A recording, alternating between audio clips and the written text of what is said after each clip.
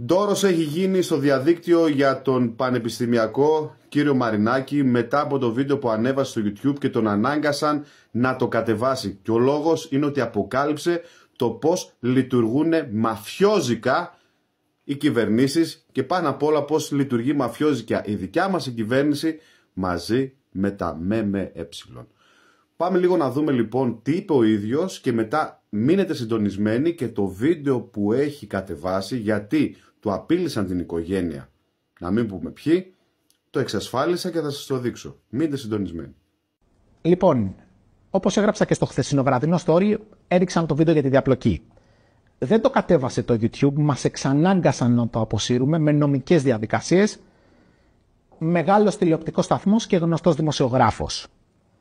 Δεν είναι όμως μόνο αυτό. Τη Δευτέρα το βράδυ συνέβη από αγνώστους ένα περιστατικό έμπρακτου εκφοβισμού οικογενειακού μου προσώπου στην Ελλάδα, το οποίο, όπως καταλαβαίνετε, δεν είναι και το καλύτερο πράγμα να σου συμβαίνει μέσα στις γιορτές και όταν εσύ είσαι 10.000 χιλιόμετρα μακριά από το σπίτι σου. Κοιτάξτε, το Greekonomics είναι ένα κανάλι οικονομικής γνώσης. Δεν είμαι πολιτικός, δεν είμαι δημοσιογράφος, δεν είμαι τηλεοπτικό δίκτυο, δεν έχω πλάτες και τσέπες να διεξάγω δικαστικούς αγώνες και να πληρώνω προσωπική ασφάλεια. Ένας πανεπιστημιακός δάσκαλος είμαι που προσπαθώ μέσα από ένα κανάλι στο YouTube να κάνω έστω αυτό το κοινό που με παρακολουθεί να μάθει να σκέφτεται ανεξάρτητα, να κρίνει μόνο του και να κατανοήσει πώς η οικονομία επηρεάζει τη ζωή του. Ειλικρινά δεν το χωράει το μυαλό μου πως αυτό στην Ελλάδα έχει φτάσει να απειλεί την οικογένειά μου, τη δουλειά μου και να με σέρνει στα δικαστήρια. Ευχαριστώ όλους και όλες για την ηθική στήριξη, τη χρειάζομαι. Ο κύριος Μαρινάκης εξήγησε για ποιο λόγο κατέβασε το βίντεο. Ελπίζω να καταλάβατε. Και τώρα έρχεται και η δική μας πλευρά σαν Έλληνες μετανάστες του εξωτερικού. Εξασφάλισα το βίντεο το οποίο κατέβηκε, που υπήρχε στο YouTube, και εμείς θα το ξαναβάλουμε για να δείτε ποιο βίντεο ήταν αυτό το οποίο απειλήθηκε η ζωή του κυρίου Μαρινάκη. Μείνετε συντονισμένοι. Ο κύριος Μαρινάκης μας έχει επιβεβαιώσει πλέον για ποιο λόγο έχουμε αφήσει στην Ελλάδα. Γιατί δεν θέλουμε να ζούμε σε μια δεύτερη Κολομβία των καρτέλ, των αλυταράδων και των πρόστιχων πολιτικών που εσείς έχετε διαλέξει και τους έχετε βάλει στην κυβέρνηση. Όχι, δεν θέλουμε να κάτσουμε άλλο πια εκεί. Δεν θέλουμε να είμαστε στην Κολομβία της Ευρώπης. Πάμε λίγο να δούμε το βίντεο που κατέβασε ο κύριος Μαρινάκης και τα σχόλια δικά σας. Πες πως εσύ και η οικογένειά σου ζείτε σε μια μικρή μπανανία κάπου στην Ευρώπη. Κανείς στο σόι σας δεν έχει κολλήσει ούτε ένα ένσημο στη ζωή του σε κανονική δουλειά, όμως θέλετε να ασχοληθείτε με την πολιτική. Όχι παροδικά για 2-3 φεγγάρια, μόνιμα να γραπωθείτε στην εξουσία για γενιές, παππούδες, πατεράδες, παιδιά, μέχρι και τα δισέκονα. Πώς τα καταφέρνετε? Σήμερα στο Greekonomics η τέχνη της διαπλοκής. Πάμε να δούμε. Να συνδιαλλαγείς με διάφορα άλλα σκιώδη κέντρα εξουσίας, τα οποία θα σε φέρουν και θα σε διατηρήσουν στην καρέκλα για όσο εσύ μπορείς να τους εγγυηθείς ότι θα εξυπηρετείς και τα δικά τους συμφέροντα.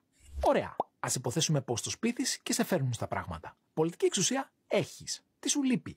2 πράγματα. Χρήμα, φυσικά, και κάποιοι να κάνουν τον κόσμο όχι μόνο να μην κατέβει στους δρόμους για να σε διώξει, αλλά να σε ψηφίζει κιόλας. Τέτοιους συνεργάτες θα βρεις σχετικά εύκολα.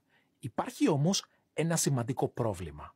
Αυτό το αλυσβερίσι που σχεδιάζεις μαζί τους είναι πολύ προφανές και θα μπλέξεις. Πες για παράδειγμα πως ο εγκριτότατος δημοσιογράφος κ.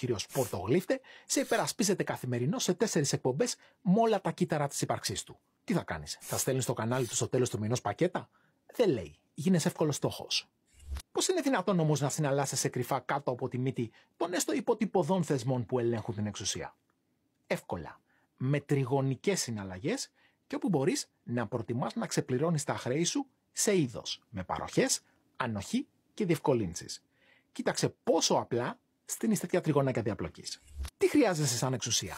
Στήριξη από τα συστημικά μου μουέ. Αν αυτά σου την παρέχουν όμως, πώς θα βγάλεις την υποχρέωση? Γιατί δεν θα το κάνουν για την ψυχή της μάνας τους. Απλό. Αντί να τα κουμπάς απευθείας στα κανάλια, το πας μεσολαμίας. Αφήνεις τους τραπεζίτες να πληρώσουν το λογαριασμό, παρέχοντας εκείνους ως αντάλλαγμα ένα δώρο που σίγουρα θα εκτιμήσουν. Την ελευθερία να καρτελοποιήσουν την τραπεζική αγορά. Όποιος βλέπει Greekonomics ξέρει πώς λειτουργούν τα καρτέλ και τι τερατώδη οικονομικά ωφέλη αποκομίζουν εκείνοι που τα στείνουν. Τι έχουμε λοιπόν εδώ? Ένα πανέξυπνο τριγωνάκι, στο οποίο εσύ, ο πολίτης, πληρώνεις κερατιάτικα στο τραπεζικό καρτέλ, στην ουσία καλύπτοντας το κόστος στήριξης που παρέχουν τα ΜΜΕ στην κυβέρνηση και καμία συναλλαγή δεν είναι πάρε-δώσε για να φανεί. Όλες είναι μόνο πάρε και πάνε το γύρο του τριγώνου, καθιστώντας το πολύ πιο δύσκολο να καταλάβει κανείς τι ρόλο εξυπηρετεί η καθεμία. Καλό, δες ένα ακόμη καλύτερο.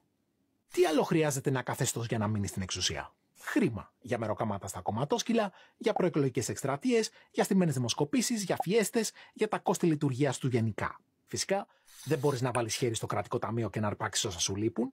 Δηλαδή, μπορείς, αρκεί να το κάνεις τριγωνικά. Πώς? Παρέχουν οι τράπεζες χρήμα στο πολιτικό σύστημα με μια μορφή δανείου. Όχι σαν το δικό σου το στεγαστικό που άμα χάσεις τη δόση σου βγάζουν το σπίτι στον πληστηριασμό, ένα κάπως πιο ελαστικό δάνειο που δεν έγινε και κάτι άμα ξεχαστεί μια δόση ή όλες οι δόσεις. Ωραία. Πώς λειτουργεί το τρίγωνο εδώ? Η κυβέρνηση βγάζει την υποχρέωση στις τράπεζες με ευεργετικές αναθέσεις στους καναλάρχες, για να είμαστε πιο ακριβείς στις άλλες business που έχουν για να κονομάνε, αυτές που ασχολούνται με δημόσια έργα, ενέργεια, διόδια κτλ. Και εκείνοι με τη σειρά τους κλείνουν το τρίγωνο παρέχοντας διαφήμιση στο τραπεζικό σύστημα. Μιλήσαμε εκτενώς για το ρόλο του marketing στις τράπεζες του μέλλοντος στο προηγούμενο βίντεο, το οποίο δες το γιατί θα μάθεις πράγματα που δεν περνάνε καν από το μυαλό σου. Όμως εδώ δίκαια θα αναρωτηθείς, τι νόημα έχει η διαφήμιση για μια συμβατική τράπεζα που ούτε επιχειρηματικά ούτε στεγαστικά δάνεια δίνει σε εκείνους που βλέπουν τις διαφημίσεις, ούτε τις καταθέσεις τους χρειάζεται? Κανένα νόημα. Αυτό που έχει τεράστιο νόημα όμως είναι η ανοχή που παρέχει το μηντιακό σύστημα στο τραπεζικό καρτέλ. Στην υποθετική χώρα για την οποία μιλάμε δηλαδή, δεν θα άκουγες ποτέ στην τηλεόραση ούτε ένα ρεπορτάζ για το πώς οι χρεώσεις για τις τραπεζικές τις συναλλαγές είναι από τις ακριβότερες στον πλανήτη. Πίσω στο τριγωνό μας τώρα, η ρευστότητα που τροφοδοτεί το σύστημα διαπλοκής που μόλις είδαμε προέρχεται μεν από τους φόρους σου, όχι όμως απευθείας από τα κρατικά ταμεία όπως πιστεύουν οι περισσότεροι, αλλά τριγωνικά, μέσω αναθέσεων, δημοσίων έργων, μηντιακής ανοχής και θαλασσοδανείων. Τα τρίγωνα που σου έδειξα και τα δύο είναι απλοποιημένα περισσότερο για να κατανοήσεις την τριγωνική αρχή. Στον πραγματικό κόσμο, η διαπλοκή σχηματίζει ένα πολύπλοκο κουβάρι, στο οποίο εμπλέκονται πολύ περισσότεροι παίχτες. Οι επικοινωνίες, η ενέργεια, ομάδες ποδοσφαίρου, θρησκευτικοί παράγοντες, τοπική αυτοδιοίκηση, λαθρεμπόριο, νύχτα και ένα σωρό άλλα κέντρα που αρκετά έχουν πλοκάμια και εκτός συνόρων. Όσο σύνθετες κι αν είναι όμως οι πραγματικές σχέσεις διαπλοκής, αυτό που πρέπει πάση θυσία να καταλάβεις είναι ότι δεν μοιάζουν ποτέ έτσι. Πάντοτε εκτελούνται τριγωνικά, για να μην εντοπίζονται εύκολα και να μπορούν να εξηγηθούν μόνο σε βίντεο κάποιου καναλιού οικονομικής γνώσης, που ας μην έχουμε αυταπάτες, ο περισσότερος κόσμος δεν θα δει ποτέ. Είμαι ο Κοσμάς Μαρινάκης, διδάσκω οικονομική επιστήμη στο Πανεπιστήμιο της Σιγκαπούρης και αυτά ήταν τα τρίγωνα της διαπλοκής. Αν δεν μου συμβεί κάποιο ατύχημα, τα λέμε στο επόμενο.